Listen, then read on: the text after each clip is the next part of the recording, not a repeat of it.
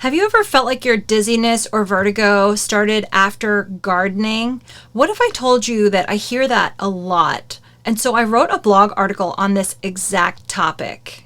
In this video, I'm going to show you a blog I wrote about dizziness from gardening so you can read along with me and you can learn the various tips and strategies I recommend for people in this exact situation.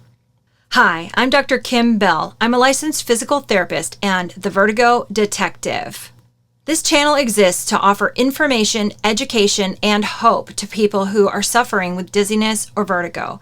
Just a reminder, I'm not diagnosing anyone in this video, but just speculating on what might be happening in a case like this and what I might suggest to someone in this situation. Be sure to subscribe to the channel if you're ready to become a vertigo detective yourself. Now, let's get into this blog. For today's read along with the Vertigo Detective, we are going to check out a blog I wrote called Dizzy When Gardening. If you're interested, you could find this on betterbalanceandlife.com, but to save you the time, I'm going to read this blog to you today.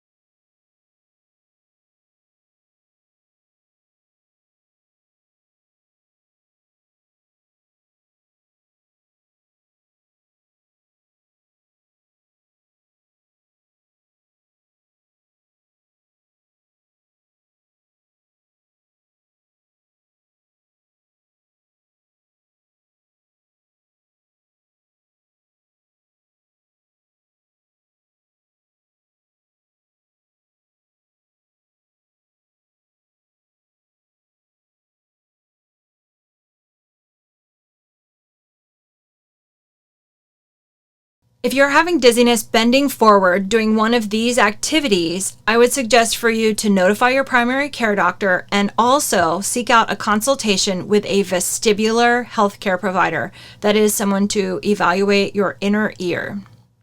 Dizzy looking up. I also found that some other patients get dizzy when gardening because they have dizziness when looking up. One of my patients says he always knows that he needs to call me for a vertigo treatment if he gets dizzy trimming the trees in his yard. Some gardening tasks and yard work that require looking up include trimming hedges and trees overhead, trimming tree branches, and pruning vines on a trellis.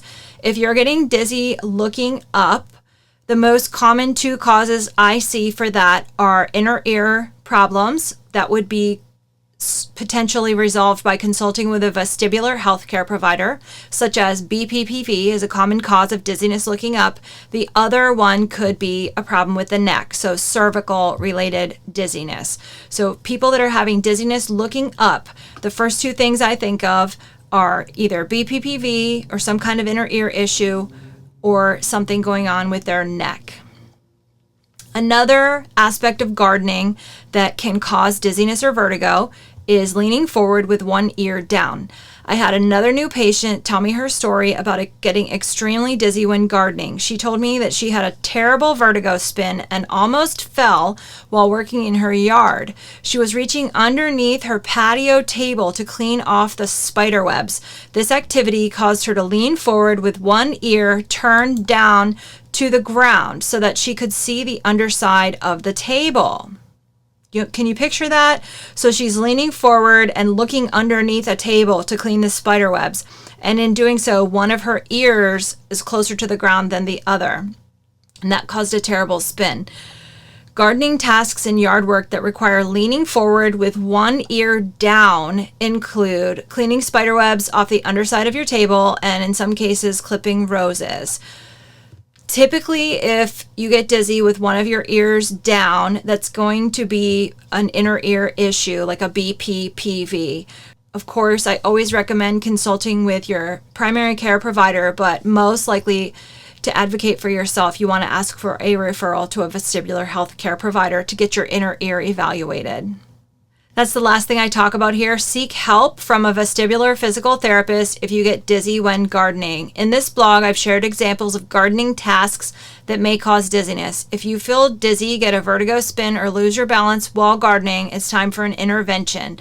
I recommend for you to consult with a vestibular physical therapist if you get dizzy when gardening.